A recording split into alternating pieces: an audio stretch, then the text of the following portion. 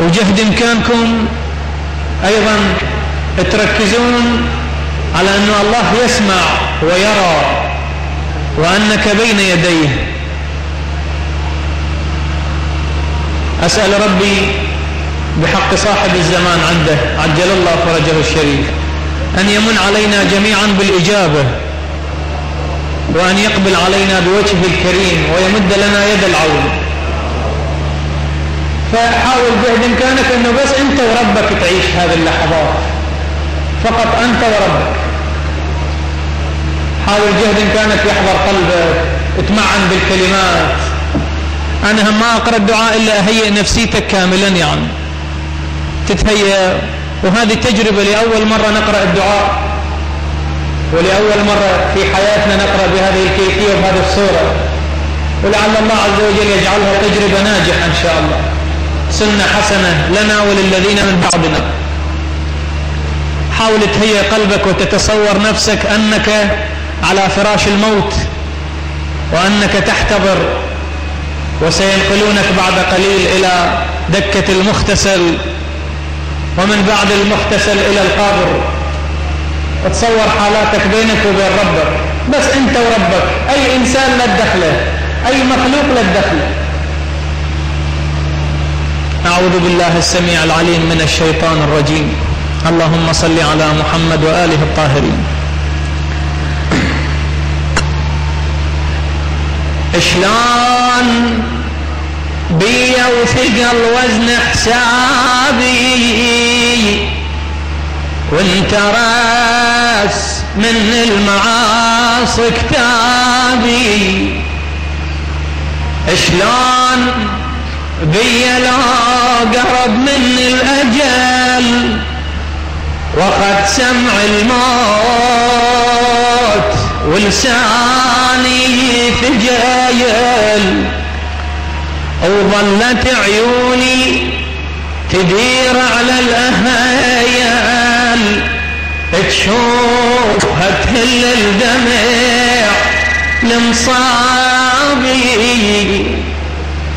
شلون بيا النفس من الأخمايا، أو مني ملك الموت أخذ روحي وصعد، أو للمغسل طلعوا من الجسايا، أو قايم المغسل جرد ثيابي.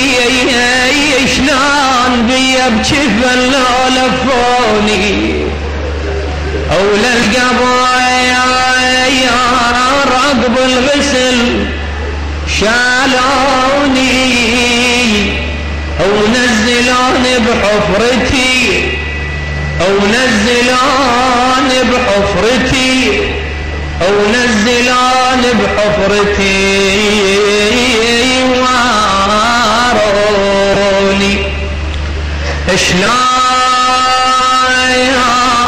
بيا لو ضغط جسم القبر، وقام من خشمي حليب امي يدار. شلون منكر لو لفان للقبر،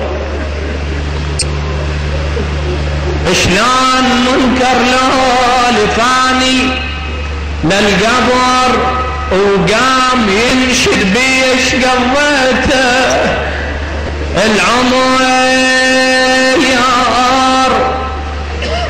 شنو ذيك الساعة من عند العذر، ماكو أحد يجيب عنك، لا أخ لا صديق لا مال لا ولد لا زوجة لا أب لا أم، أنت لوحدك.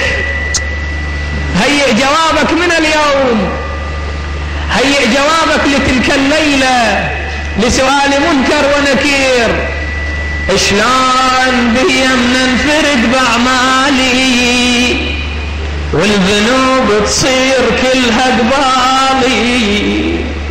خلي ذنوبك أمام عينيك الليلة وأنت تخاطب ربك المنعم الذي أنعم عليك بنعم لا تعد ولا تحصى. شلون بيا مننفرد بأعمالي، حالي والذنوب تصير كلها قبالي. شلون بي منوقف بيوم الحساب شايل ذنوبي وقدام الكتاب. فمن يعمل مثقال ذرة خيرا يره ومن يعمل مثقال ذرة شرا يره. هذه الصور لازم تكون قدامك دائما. شلون بيه من التفت يسرى ويمين بيوم هاله يشيب من عند الجنين مال لا ينفع ولا ينفع بنين. مال لا ينفع ولا ينفع بنين. مال لا ينفع ولا ينفع بنين. أولى ندم ينفع وعظ بناني. حتى الندم ما ينفعها يا مؤمن أيها العبد، حتى ندم ما ينفع. فلذلك هيئ قلبك وحاول دائما تتصور حالتك وانت مذنب بين يدي ربك. انا مذنب، انا عاصي،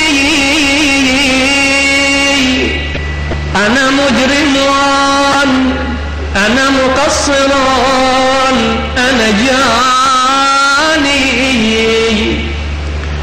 انت رحيم، أنت غفور، أنت معافي، أنت ودود، أنت شكور، أنت معافي. يا رب